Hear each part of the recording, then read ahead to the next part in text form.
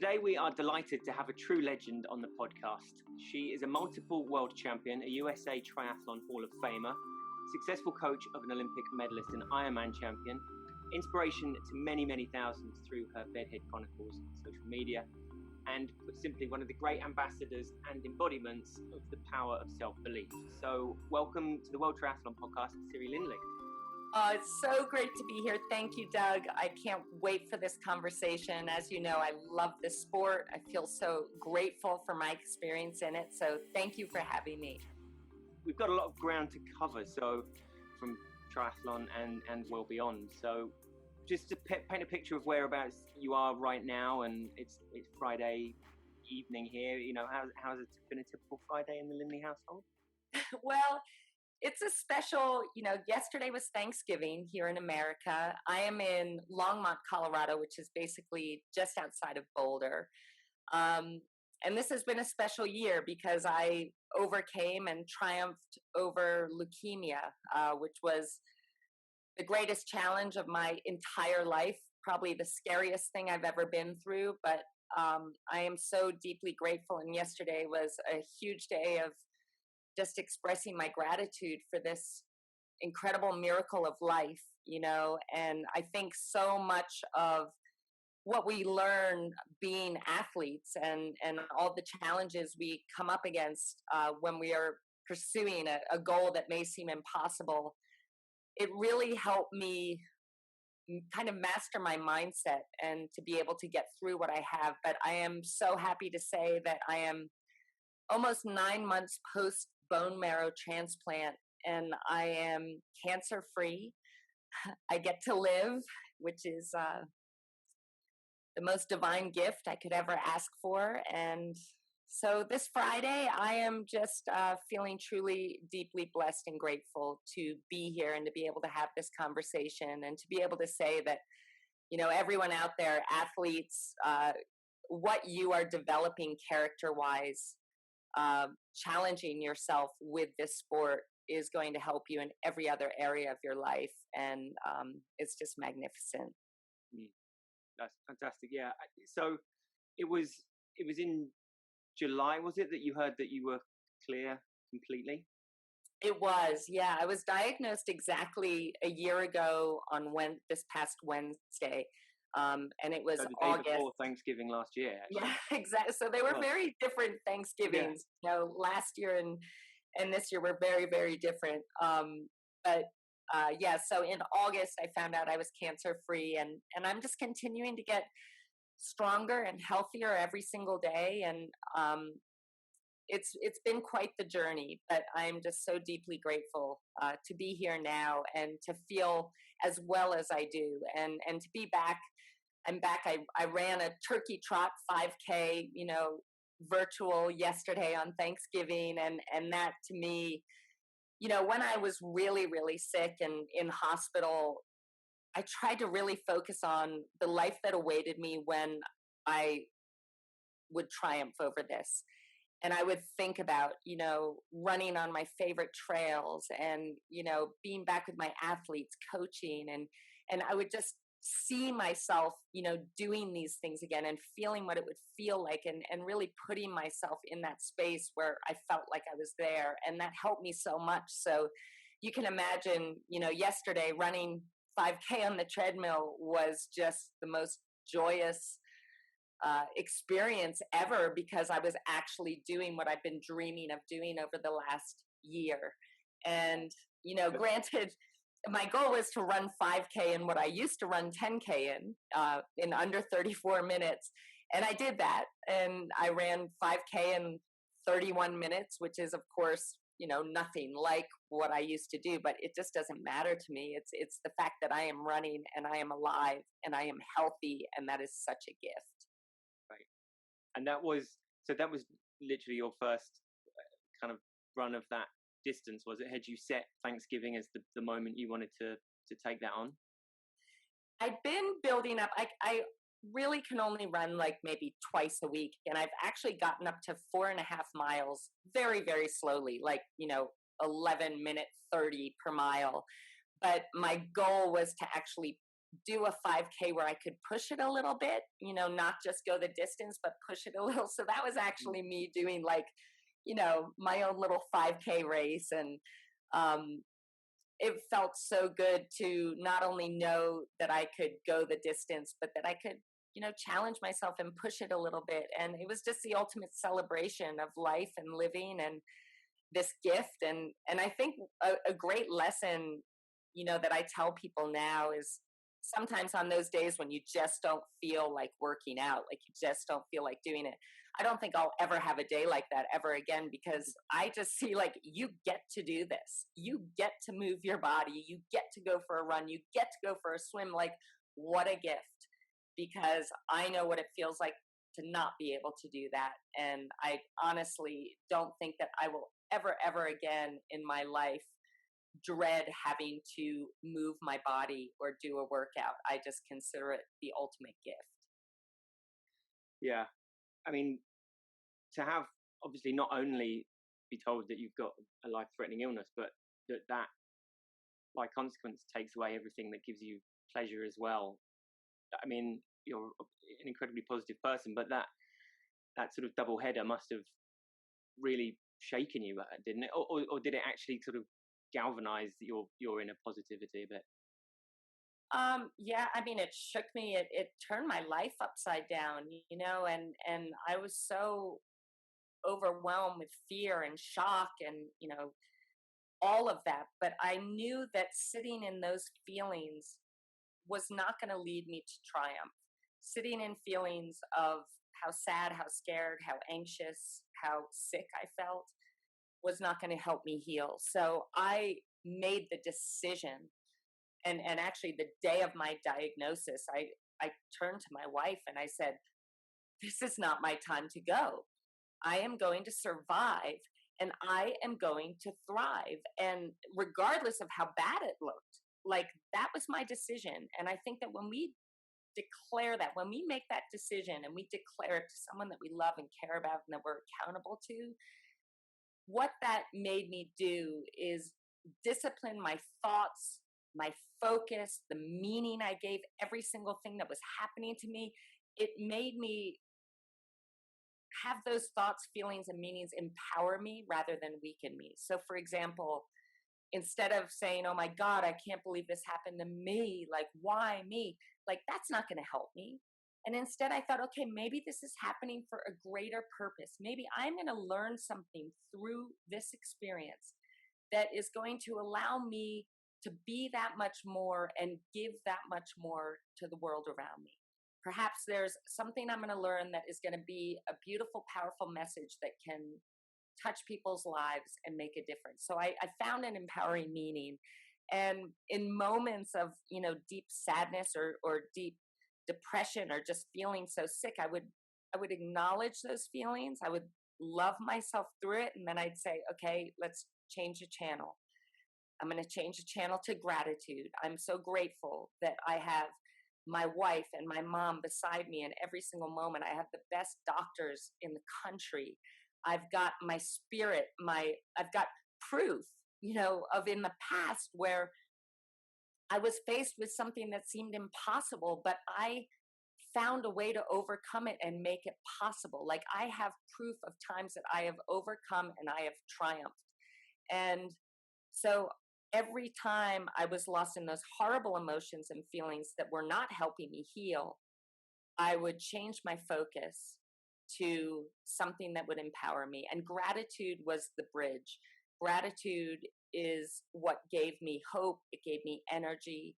And it helped me to really stay in my power rather than fall into, the depths of sadness. So, but that discipline of focus and being the master of my mindset, which I truly believe has led me to where I am today, has developed over the years, through sport and through every challenge I've taken on. And that's why it's so important. And I think triathlon is so powerful because it's so incredibly important that when we're afraid, that we forge forward, that we're bold and that we're courageous and that we take a chance on ourselves and believe in what we're capable of. because the fact of the matter is that we are more powerful than you could ever imagine. You know, I've proven that to myself over this last year, but you have to take a chance on you and believe in you and do yourself the favor of truly directing your focus and giving things empowering meaning and taking action in the direction you want to go, not in the direction you don't want to go.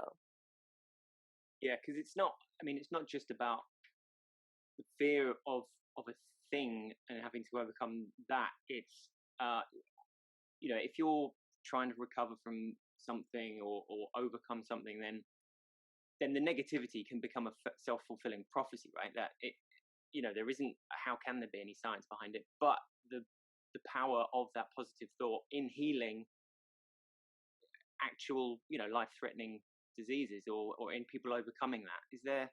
Is there a tangible way of like explaining that or trying to teach it, or is it?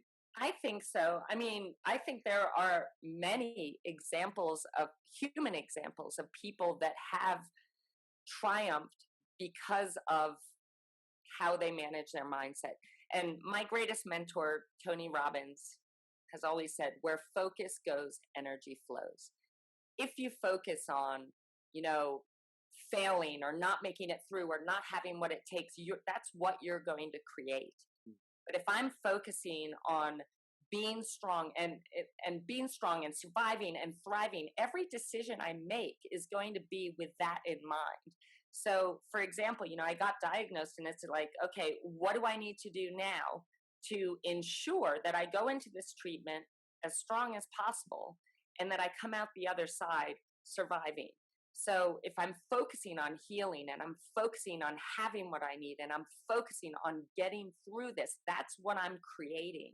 And that is going to lead to me making decisions that will, ultimately lead me to that outcome. So I, decided, okay, I'm going to start meditating. I'm going to find other, different things that people have said help you heal, like, grounding and paying attention to the voltage in your body. And I also really thought about, the things that often can lead to sickness are things that lead to stress and anxiety and worry, or when we have unresolved conflicts within us, whether that's, still feeling hurt or pain over someone that has hurt us, and not having forgiven them or not having forgiven ourselves for a mistake we made that we can't, let go of. Like, I knew that I kind of needed to go in and sweep my soul, like sweep away, forgive, the people that I felt had hurt me and set myself free from that, forgive myself for mistakes I may have made, to resolve any inner conflicts that I had within myself. Really get into the corners. Yeah, absolutely. And I sweeped out my soul to make way for the healing to come through me. And so it really, when you focus your attention not on, what if I die? What if this kills me? That's not going to get me anywhere. But I'm like, I'm going to survive and I'm going to thrive. And so when I'm focusing on creating that, where focus goes, energy flows, all my energy went into doing everything I possibly could to ensure that I would triumph in the end. And that's a commitment that you make. But basically, I know in my life, everything. There was a time in college when I was a mess. I had OCD. I was overcome with anxiety and fear. And I couldn't even though I was functioning, I was, a 3-sport varsity athlete and I'm getting straight A's at an Ivy League university. Like, everything seemed great, but I was so miserably unhappy. And that's when Tony Robbins came into my life with this book. It's called Unlimited Power. And that term where focus goes, energy flows. And I'll challenge all of you, like, think about your own patterns of thought. Are you always thinking about what's missing or what you have? Are you always focusing on what you don't want and don't want to have happen or what you're afraid of? Or are you focusing on what you want and what you love and what you want to create? And the biggest one, are you focusing on what you have no control over, or are you focusing on what you have all the control over? Because depending on your patterns of thought, like back in college, I was thinking about what was missing, what I feared, what I didn't want to have happen, and what I had no control over. No wonder I was miserable. But in reading this book and understanding this whole principle, I changed my thoughts to what I had, to what I loved and wanted to create, and to what I had all the control over, which is my own experience of life. Like, we are in charge of our own experience of life. It's how we respond and how we react and how the meaning that we give things happening in our lives. And once I shifted my focus in that way, my entire life turned around. And this applies to everyone. It applies to, your relationships, your business, how you perform in your sport. If you want abundance in your life, you've got to make sure that your focus is headed in the right direction, and that you are giving empowering meanings to everything that's happening to you. Failing or falling short or being disappointed, not having the race that we dreamed of having. You can focus on the fact that, oh my God, I failed and I'm not good enough and all of this. That's not going to make you any better. But if you have a race that wasn't your best, or you feel like you failed, you got to understand you are going to learn so much more from that disappointment that you would ever learn from winning that race. Look upon it as a gift that you are learning something from this. So I used to always look upon, failure not as failing, but as learning and as growing, and that was going to make me better. And that's where I'm talking about, like, the meaning you give things. Because if you're not willing to fail, you're actually not willing to succeed, because in order to succeed, you're going to have to fail along the way. If you want to become a top class athlete, then, well, you're never going to reach those highs if you are focusing on things you don't have control over. I mean, that's true across sport, but I mean, particularly in triathlon, right? I mean, I say it all the time, it comes out of interviews time and time again, that there are so many factors in triathlon out of your control. Yeah. That if you're gonna, if those are the things that are sticking in your craw a bit, then that's always going to hold you back. Yeah, and if you don't mind, Doug, I'd love to share. The day I won the World Championships in 2001, I came out of the water at the very back of the pack, and up until that point in time, my story was that if I had a crappy swim like that my race was over. That was kind of the story, the meaning that I gave a bad swim. But on this day, like, I had never trained so hard in my life. I'd never been so prepared. And I decided to shift my focus from the bad swim and the meaning I gave it of my race is over to, okay, I had a bad swim, but hey, this is an opportunity. This is an opportunity for me to put my head down and go harder than I've ever gone before and do whatever it takes to get as close to the front as I can. So there I shifted my meaning, shifted my focus. I got on my bike. I rode harder than I ever had before because I had nothing to lose. I caught the fourth pack, then I caught the third pack, then I caught the second pack. And suddenly at the end of the last lap, I'm at the front of the race. And because I backed myself, like, I believed in myself, I didn't give up on me.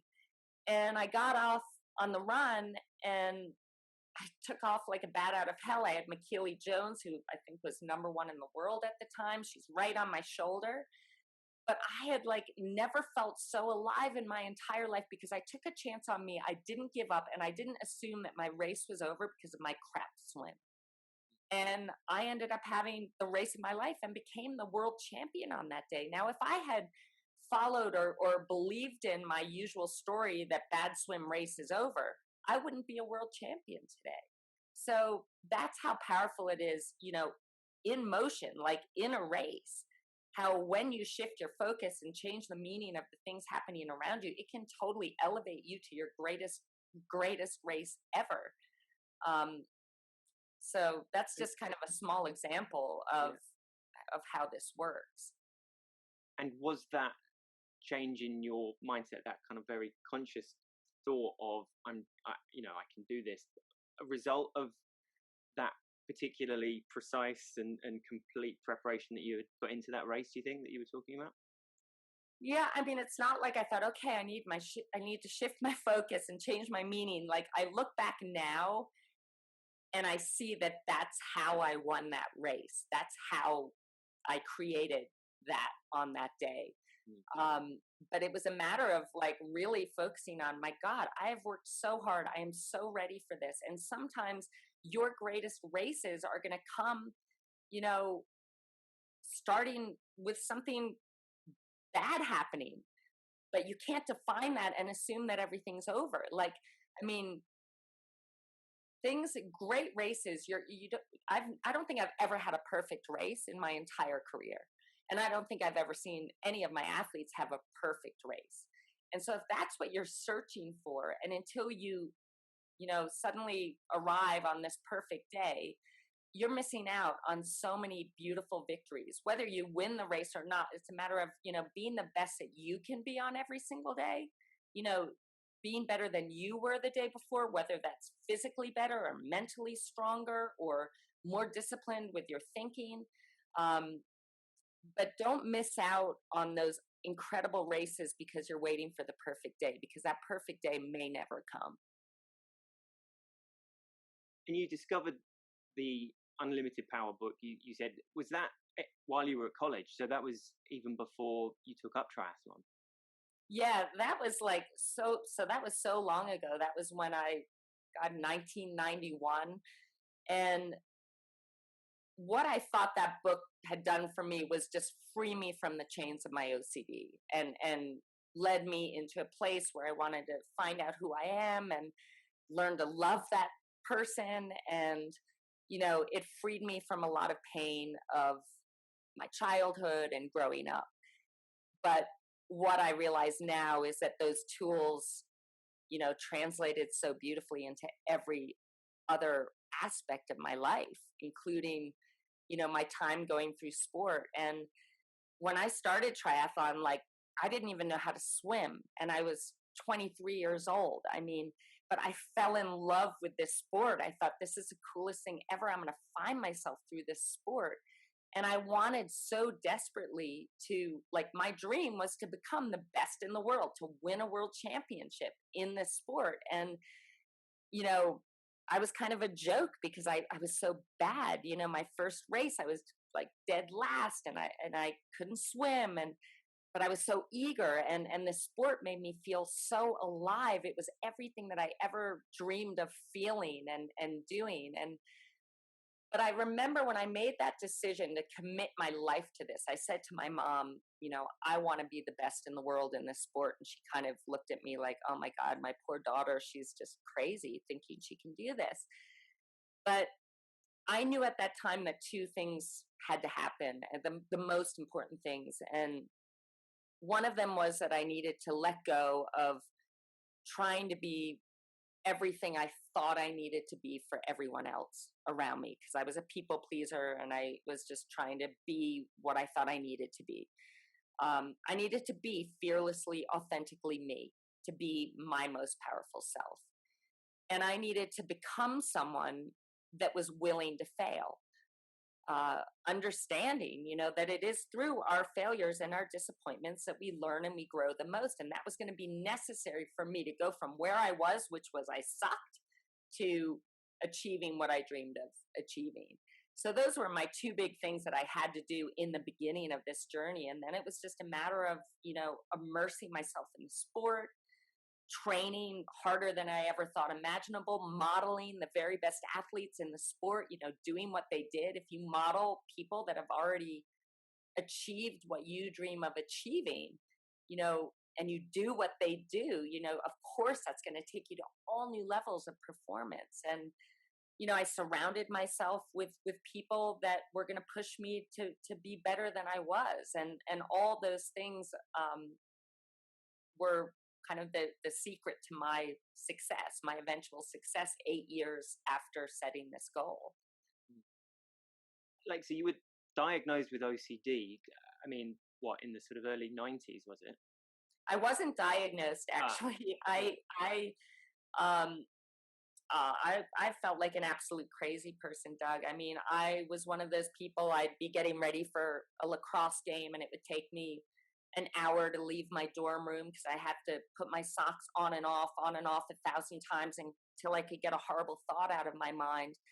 And it was horrible. Like I felt so alone. Nobody ever talked about that stuff. Nobody ever. Well, that's what I thought. Like back then, Yeah. it wasn't a thing, right? I mean, Well, now I know it was a thing, but I Mm. felt like I was the only person on the planet that was crazy like this or felt like this, and that's why.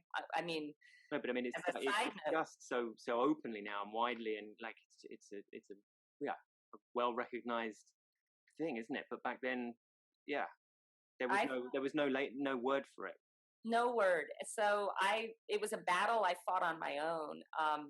But I found a way through it, and that's given me, I've been able to help a lot of other people that deal with OCD because of the fact that I had to figure it out on my own. But now, I mean, I think it's so important as leaders, whatever we're leaders in, whether you're a coach or a teacher, or a parent or a friend, um, being vulnerable and being authentic is so incredibly important because people need to know that they're not alone in anxiety or not alone in fear or not alone in depression or whatever it is. It's so incredibly important as leaders that we allow people to share, but we share first so that people feel safe in sharing.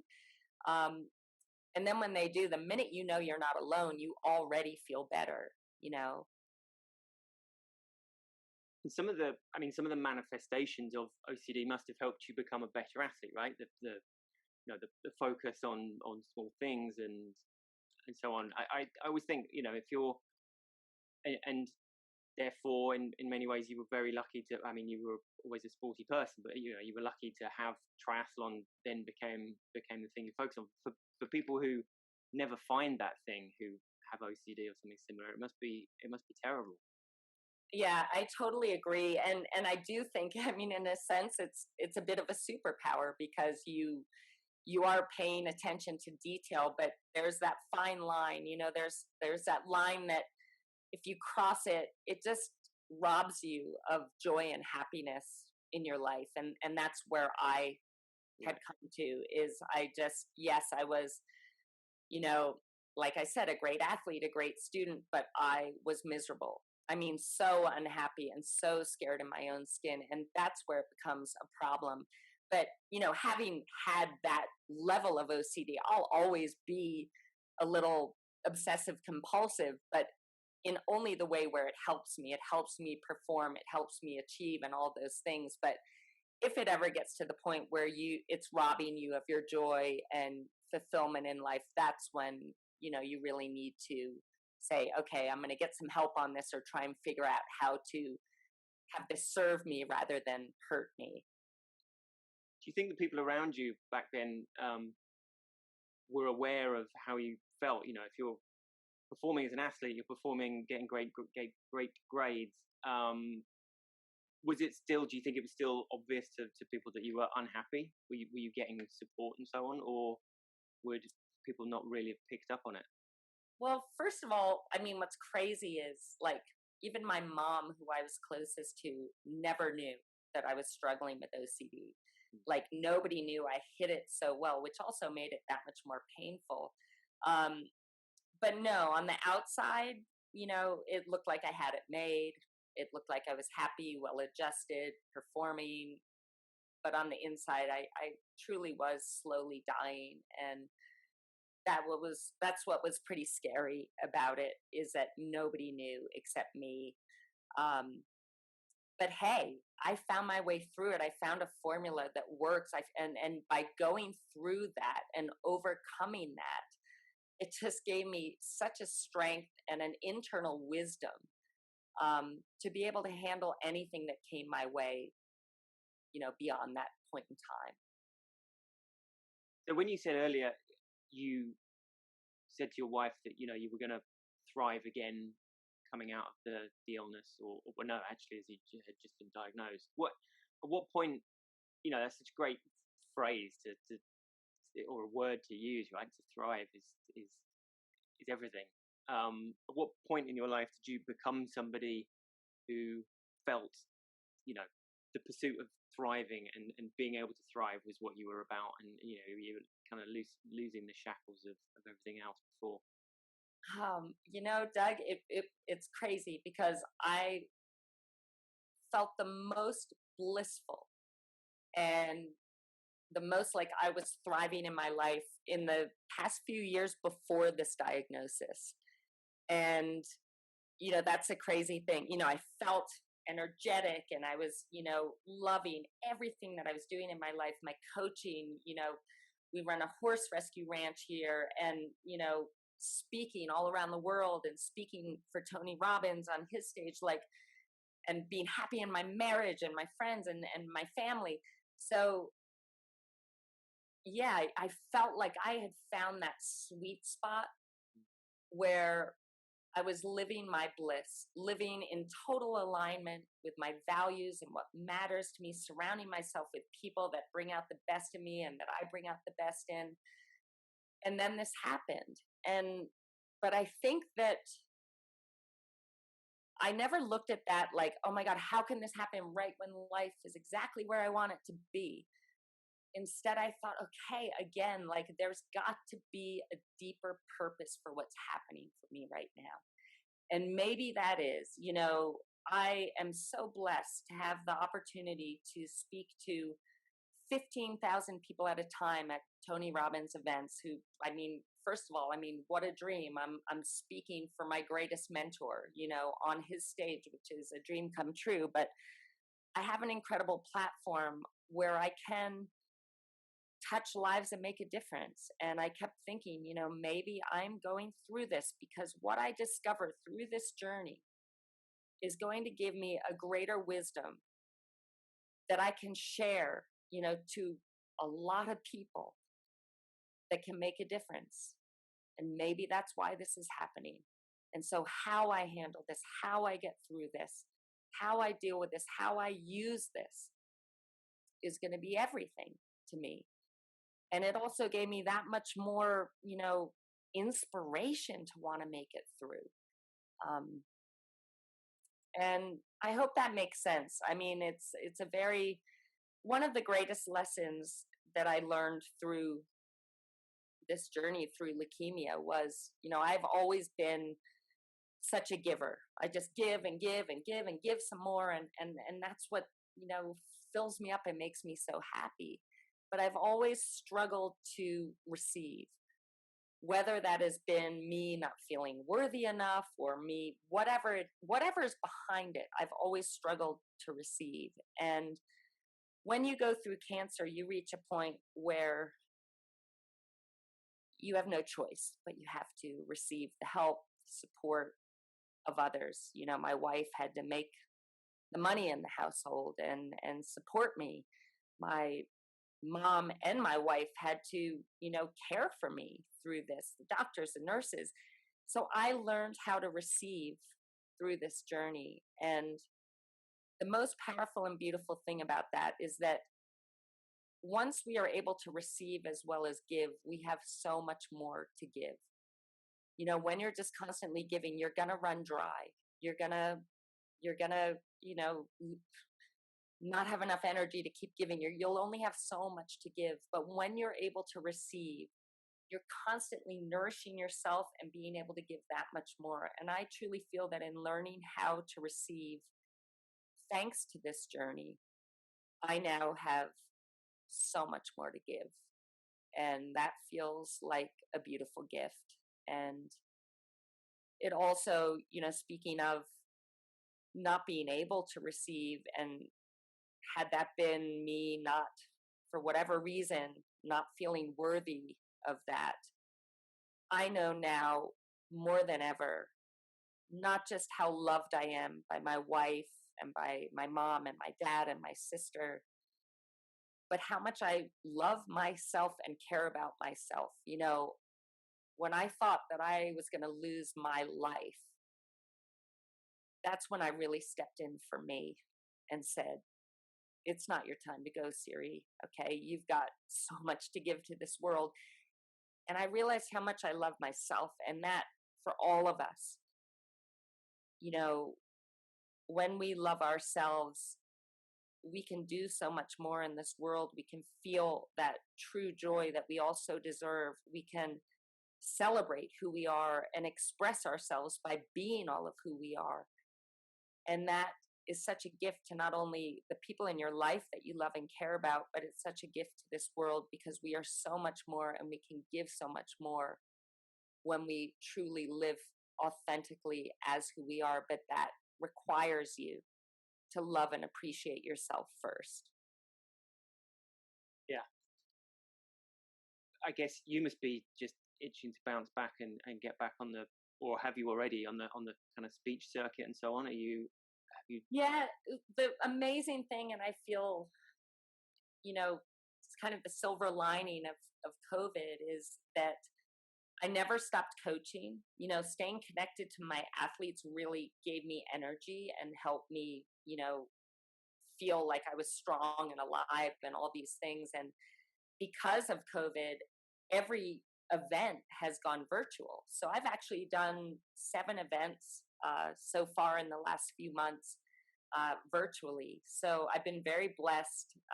And like I said, it's been a silver lining to not miss out, even though I've kind of been out for a year. I only missed 1 event. And that's the same thing,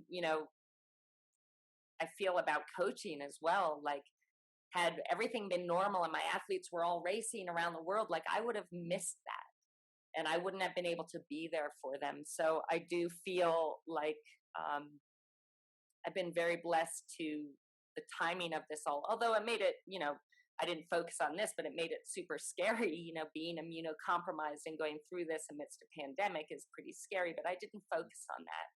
I focused more on the fact that, hey, I'm going to need like a year to get through this and hopefully survive it and be thriving on the other end. But the world is kind of stopped as well.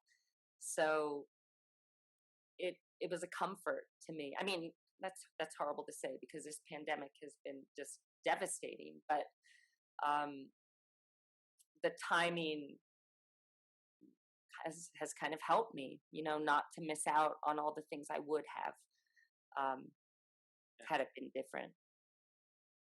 So as someone who essentially, like, your triathlon success was you just challenging yourself to the next step, until you reached the goal that you wanted to. So as a coach, do you think that makes you like even more of a hard taskmaster, or how would you describe your coaching style? Well, I am always, when I'm coaching an athlete, I'm truly thinking about the whole package, mind, body, spirit. And I think one of the best things that I bring as a coach is that I truly believe that anything is possible because I proved that myself. And I've seen it happen, with my own athletes as well. But I work my athletes hard, but I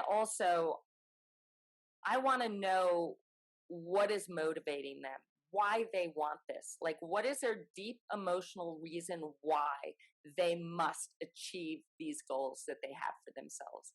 Because when you understand what the driving force is behind your athlete doing what they're doing, it gives you such great insight into how to motivate them, how to train them, how to work together with them to maximize every single day to ultimately lead them to achieving their ultimate goal. So paying attention, and that's why I say mind, body, spirit, ensuring that they are motivated, they're inspired, they're connected to their values. That gives you the leg up right away, and holds so much power, rather than thinking we just need to train an athlete into the ground.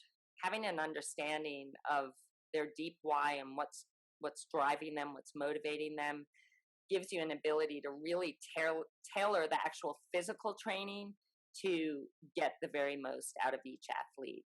So yes, do you need to know that before working with someone, or do you, are you able to unpick that as you go sometimes, or really is it something that, you have to sort of be able to sense that before you're able to invest in them?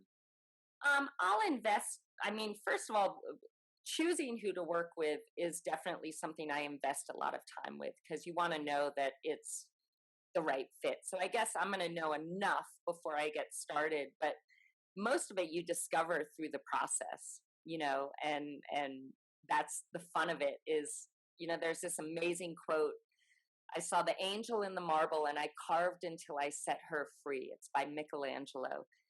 And when I take on an athlete, I always think of that quote, because I see this person, but I know that we're going to have to chip away at all this marble, to get to reveal their full potential. And so once we begin working, it's a matter of chipping away at that marble, bringing out the best in that, and ultimately revealing that angel that's going to go and, win a world championship or whatever it is. So yeah, knowing enough, and I need to know that I won't just take on any athlete. It's got to be someone that I truly feel shares my values, understands the way I think, and cares enough about not just getting out there and winning races for winning races' sake, but is really about the whole process of becoming their best self. Because I'm always thinking about, I want my athlete, if they're coming to me and they want to win a world championship, we're going to freaking win a world championship. But along the way, I want to know that they are growing and evolving into the very best human that they can be as well. That matters just as much to me. Maybe not as much to them, but just as much to me. And you were coaching like super quick after your racing career, right? I mean, did it just kind of segue in? Suddenly you were coaching at Athens. How did that switch come about so quickly? Oh my God, I was so ready. I was so ready to retire in 2001 after I won the world championships, because I kind of found what I was looking for. And this may sound strange, but I was looking for a love and an appreciation and a respect for myself, which I got through believing in myself, never giving up, and ultimately achieving that impossible dream. So I was ready to retire, but then I thought to myself, being a pretty critical judge of myself at that time, I thought, 3 months from now, I'm going to probably be saying, oh, maybe I just got lucky, or maybe that was a fluke. And I didn't want to have to deal with that, So I thought, I'm going to commit to me. I'm going to believe in me, and I'm going to put together one more year where I can race as well as I possibly can. And my ultimate goal became, I want to retire at number one in the world. But I knew that that would require me putting together another year of winning a lot of races and being able to hold that number one ranking. And that was terrifying, because I was taking a chance on me again. But if that's what you got to do. So I did that, and I retired in 2003 at number one in the world. And I was so ready to share everything that I learned on this journey with other people. I wanted them to realize that even if they weren't very good, when they first came to me, that we could achieve something spectacular. But this is what we've got to do. These are the things we've got to, pay attention to. And yeah, I've had some incredible athletes. I mean, I never forget my training partner, Loretta Harrop, who I learned so much from. She is probably the toughest woman I've ever known in my entire life, and she taught me so much. And I attribute a lot of my success to her being my training partner. But she had just left Brett Sutton, who had coached her for years, like, I don't know, 10 years, and had done such an incredible job with her. And she came to me and said, hey, I want you to help me in my lead up to the Athens Olympics. And I also had Susan Williams from the USA who was preparing. And so it was really interesting, because Loretta was still kind of, she was making her own plan, and she'd have me look at it and we'd discuss it and we'd change things around. It was very much kind of the way that Brett trained her, but we'd make adjustments. Whereas Susan, I said, okay, I'm going to coach you. I didn't tell her this, but I decided I was going to coach her in the way that I believed was going to bring out the best in her, and that was going to work different to what Brett did, in my way. And it was so amazing, because they both went off to the Olympics, and Loretta won the silver medal and Susan won the bronze medal, which was like totally unexpected. But it was so incredible, because it was it was reassuring to me to know that I could think, create my own plan for what I thought would work for my athletes, and to See it happen. have that, see that it worked and see that it was successful. Um, because I think it's hard for some people, they want to coach exactly the way they were trained. Because, hey, if that made me successful, then this must work, with other athletes. But I really felt in my heart that I needed to come up with my own philosophies. And a lot of that came from what Brett had taught me, but it was also very, very different. So I was incredibly blessed to have that opportunity to kind of see both philosophies at work and see both of them succeeding. And obviously, it was so helpful to early on in my coaching career to have those kinds of results. People trusted that I wasn't just a great athlete, but that I obviously was a pretty good coach. And I just love coaching so much. It's my passion. It's my heart, and had so many incredible athletes along the way. And I just feel so deeply blessed to have played a role in their success in the sport. It's just the ultimate privilege. An athlete comes to me with their dream, and it's like, I feel like they're handing me gold, because our dreams are like gold. And when they come to me to have them coach them, it's like, hey, they believe that I can help them make this happen. And I take that very seriously, and their dream becomes my dream. And it's a huge commitment. And that's why I don't coach a ton of athletes, because when I commit, I am all in. And it's a big deal. It's a big deal for me, So would Coach Siri in 2004 Athens recognize Coach Siri 2020? Like, purely in terms of coaching methods, I guess. She would recognize her for sure, but she'd be like, "Wow, you got really confident. You're really, you're truly connected to your philosophy and what you believe in and how you want to do things." Obviously, I'm always learning. I expect my athletes to grow and learn every day, and I expect the same from myself. But I think my former self would be proud of how, and it's not like a loud confidence, but how confident I am in how I coach and in what I know, and in believing in my philosophies and how I do things, and what I've achieved with all my different athletes. So I think she'd be really proud. And yeah, I mean, anybody who's got into the pool properly for the first time at the age of 23 and made their way to become world champion and then coach Olympic medalists at the same. I mean, that that is the kind of wisdom that athletes are going to be falling over themselves. That is literally building greatness out of out of nothing if you hadn't swum before, really, right? I mean, that is incredible. Well, you just gave me goosebumps, Doug. So thank you. I don't think I ever really have sat and thought about this in that way. So thank you. You just gave me a beautiful gift, because I got goosebumps all over my body, and it was kind of like, wow, I did do that. So thank you. That means the world to me. Thank you so much. But also, I guess, what was the sort of the triathlon scene like then? Did you find it? Was there any kind of pushback to a rookie coming on the scene and kind of getting stuck in? Was it a very welcoming environment? Oh no, I mean, I think people, to be honest, kind of laughed at me, but also maybe had a respect for me, because I wanted it so bad. I was willing to just, I remember Jane Scott, when I moved to Boulder, Colorado, I told her how desperately I wanted to become good at this. And she would throw me in these swim lanes that were like way too fast for me. And people would get so pissed off at me. You can imagine, they were like, "What are you doing in our lane? You're not fast enough." But Jane would just say, "Siri, you hang on as long as you can and then pull to the side. And then hang on as long as you can again and then pull to the side." And I did that because she was telling me what I needed to do to become better. And I was going to do that.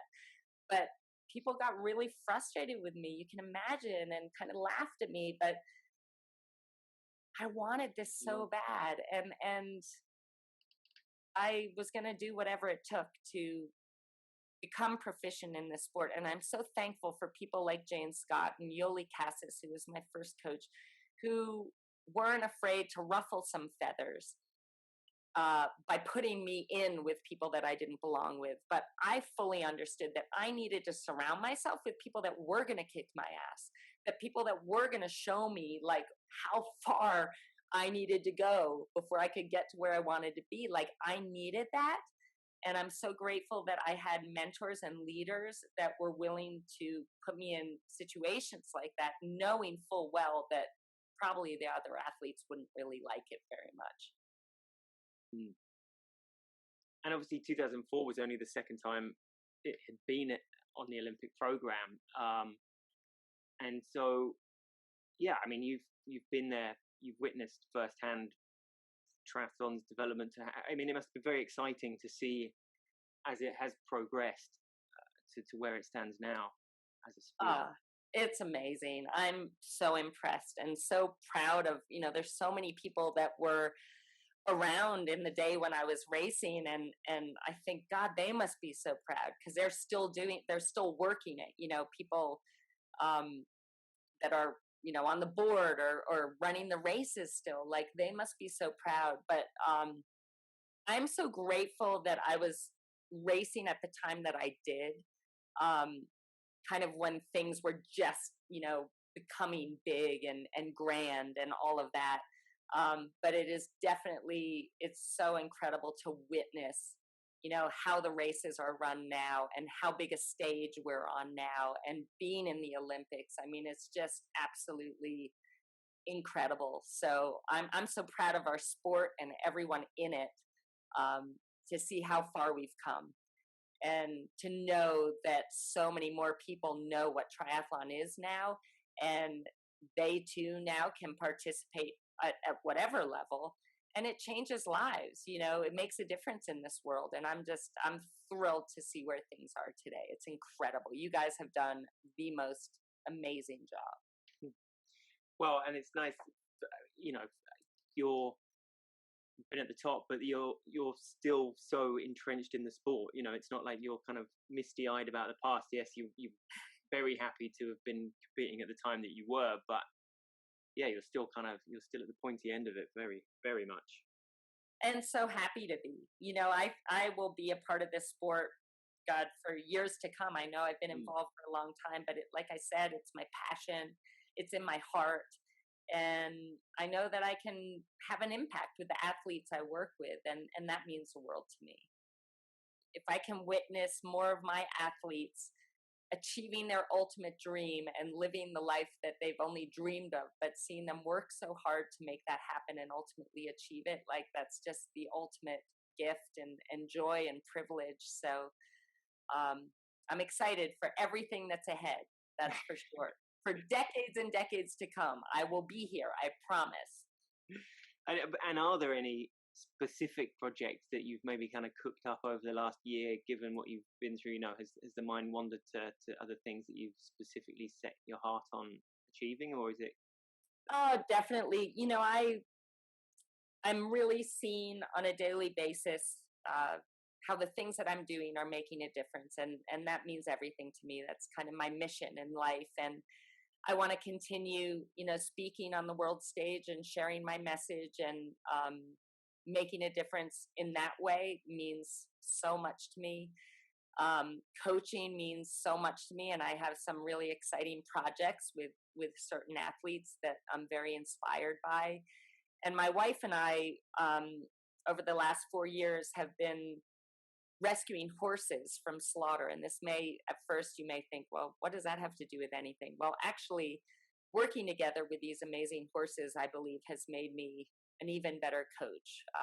It has just been, they've been such incredible teachers, but we're saving them from slaughter, which is the most brutal and disgusting and horrific practice you could ever imagine. And these horses, I don't know if you know this, but horses are great healers. They're not just great teachers, but great healers. And they help people heal from things like PTSD and addiction. They help kids with disabilities. Like, they are just such powerful healers. So we've saved 124 horses from slaughter in the last 3.5 years, and many of them have gone on to equine therapy ranches around the country where they're healing humans. And so a huge part of my wanting to make a difference in this world and impacting humans and in a sense wanting to help heal humans going through things, these horses have provided another way to do that. So we are so inspired by our mission. It means everything to us, and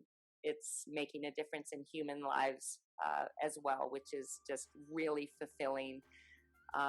So yeah, I've got a lot on my plate, but living life to the fullest with gratitude, with appreciation, bringing out the best in myself and bringing out the best in all those around me. That's my life's mission. And I feel so blessed to have the opportunity to live that. Amazing. Well, Siri Lindley, we look forward to seeing where that mission takes you next. Thank you so much for coming on the podcast and reflecting. And it's been a pleasure and an inspiration for sure. Well, thank you so much. You are incredible. I've just loved our conversation. I love your questions. Thank you for all that you do, and long live this incredible sport of ours. And thank you for your help in making that happen.